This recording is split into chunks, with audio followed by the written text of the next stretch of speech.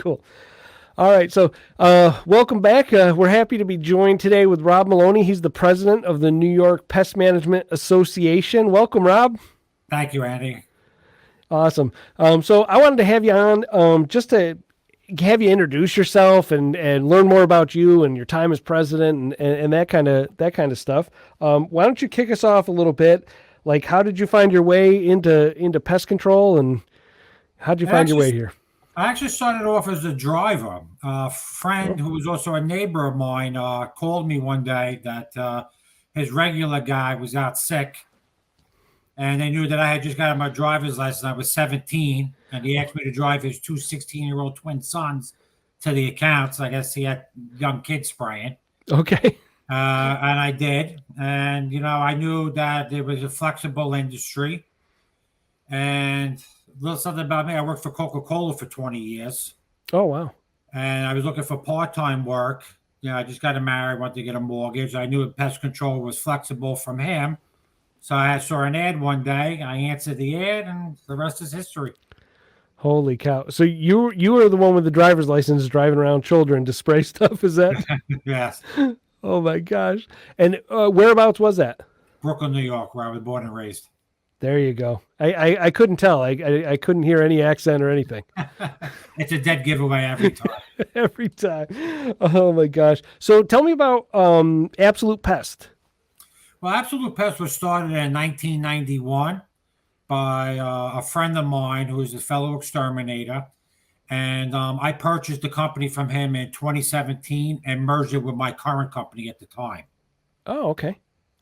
I was Tri-State Exterminators at the time, but I was in business 11 years, and he was in business 30 years. So I didn't want to give up a 30-year name, so we kept it. Wow. So wait, so what year did you start? What was your first year in pest control? My first year in pest control was in 2002, same year I got married. Okay. Holy 22 cow. years in the industry. Yeah, there you go. So you've seen a lot of changes, probably. I've seen a lot of changes. Yeah.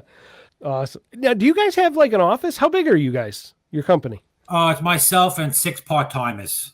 I'm a small business. One of the reasons I liked about the association is that 67% again of the pest control operators in New York State are small business owners like you and myself. Yeah. So I like that as a small business owner. I feel as president, I get to represent the little guy who technically is the overwhelming majority of personnel in the state of New York.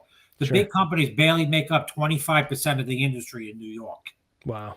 And kudos to them also. I never look at them as any type of competitor. Right. Years ago, too, people, they were known as Univar before Viserys. Sure. But a lot of people forget when they were trying to pass rodent control laws about certified applicators being the only ones able to apply poison. Mm-hmm. Univar, now Viserys again, stepped up with big lawyers to fight that law. Wow. Did they have an interest in it? Yes, they did. It would have greatly cut their sales. But at the same time, all small businesses like myself were able to piggyback off that. Yeah. And even though they're one of the big companies in the industry, all that I feel trickled down to all the small companies. A lot of people who don't even know how much they benefited from that. That's why I want to try to get everybody included. Even if you don't want to be part of the association, at least try to listen to the members and stick together as a team. There's so much work in New York. No one's your competitor. We're all colleagues. Sure. So I got to ask, so like 6 part-timers in Brooklyn, do they have trucks? Do they take trains around with like service kits? How do you get around? We multiply everything. We have cars, service vehicles. I might be the first and only exterminator in New York City who does a bicycle route. Oh my God. Okay. I take the train and the bus sometimes. Yeah. New York City actually came up with their own street system, red light system for bicycles, bicycle parking. Okay. And in heavy congested areas where parking is overpriced, it's feasible to take a bicycle in. Oh my gosh. So you like strap a service kit to the back of it? And... I have a basket. I got my kit in the back. I wear my helmet, my elbow pads, and Have bugs will travel. Oh my God. You got to get me some pictures of that. I got have a couple. I'll send you some. I got to see some pictures. So do you have the placard on the side of the bike? Like is the triangle sticker on your bike, or how do you? No. You don't need any of that? Yeah, I have it on the kit itself, but not on the bike. Okay. So it's on the service kit. Yeah. No, the bike's exempt because it's not gas powered. Oh, really? Okay. I found a loophole. There you go. Oh my God, that's fascinating. I had never thought like a bicycle. That's crazy. I got to tell you, not only is it a tremendous money saver, it's also a big time saver.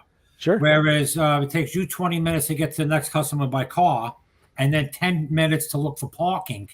I'm 20 minutes by bicycle and no time for parking. Yeah. Wow. So not only am I saving money per job and parking, I'm also saving more time. Wow. And congestion pricing is coming in New York City. So it was also a way where I could charge congestion pricing, bicycle into the customer, and keep all that money. Yeah, save that money. Yeah. Oh my gosh, it's funny. New York City is its own universe. Like it's a world. People despise it. When I was away in the military, people from New York would say, "Well, where are you from?" I'm from New York, but I'm from upstate. I'm not from the city. They wanted to let it be known that there's two New Yorks. There is. It's funny because anybody I talk to outside of New York, I'll say I'm from New York, and they're like, "Oh, what's the Statue of Liberty like?" Or this. I'm like, "I'm 6 hours away. I've never been there. I have no idea. I'm closer to Canada than I am down I thought there." to some people they can't believe we have hunting and rivers and bear and deer. You watch too much television if you just think all of New York is just the city alone. Yeah, right. Oh my God. Yeah, that's funny. Oh my gosh. So how did you find your way into the New York Pest Management Association? Well, when I first became a licensed exterminator, the school gave job placement assistance. And the company I was working for at the time, they were members of the New York City Pest Association. So when I went out onto my own, they advised me it was good, come and speak to the senior guys and learn new tricks and tips and stuff. So I was involved from day one. Oh, wow. That's awesome. So how do you feel like that's impacted your business or yourself? Actually, it's impacted my business and myself both ways. Definitely education. The education from classes and online training have been wonderful, but meeting other people in the field, other exterminators, other technicians, other fellow business owners, I found has been the most rewarding and has provided the most knowledge.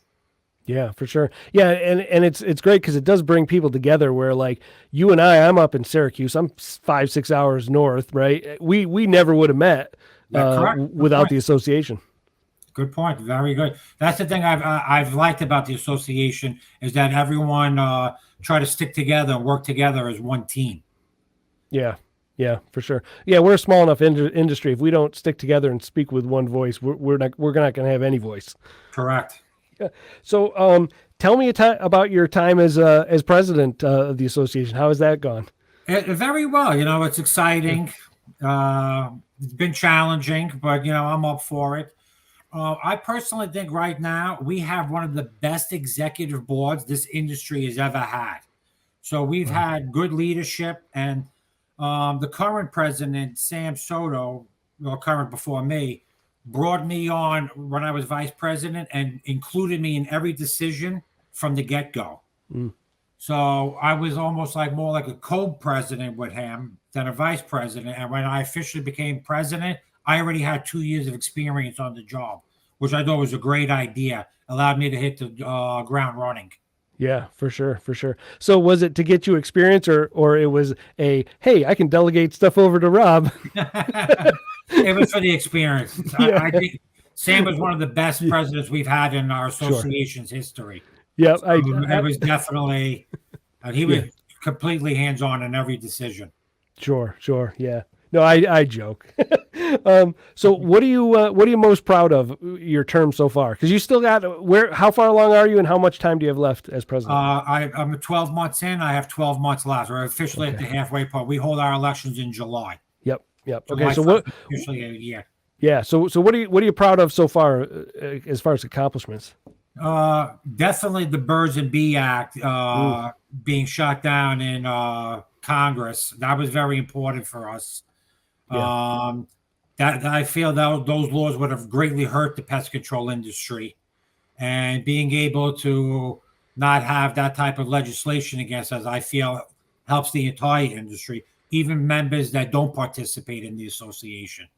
Yeah, for sure. Well, and I think we would be amiss if we didn't thank our spar, Bill Minahan, for that, Without a and doubt, Bill has been wonderful, yep, and and Wayne. Wayne has been a great add-on too, and Yep. definitely can't forget Gil Bloom.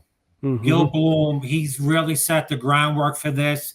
He also brought in Bill, and he was the guy who was leading the way and allowed Bill to take over the spar also. The same concept. And that's what I think is a testament to this association, our executive board, how we all work together and train one another. Yeah, for sure. Well, and it's so important because those sorts of things, securing those legislative wins, help everybody. Whether you're a member of the association or not, if you're in pest management in New York State, you're helped by it. It's so correct. That is so true. Yep.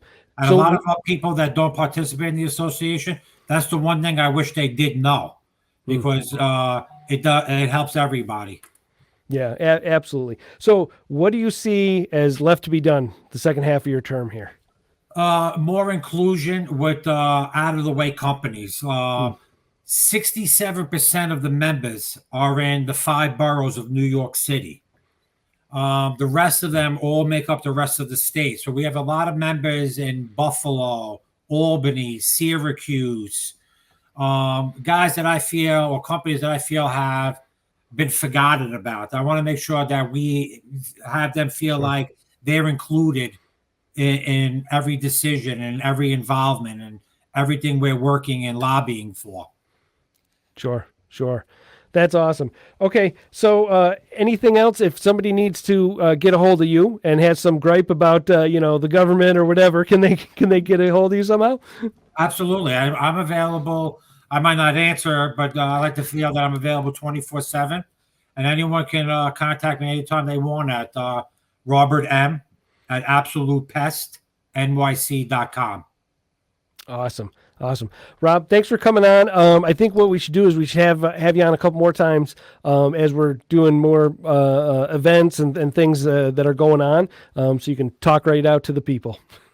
That would be great. Awesome. Anytime. Awesome. Thanks, Rob. Thank you.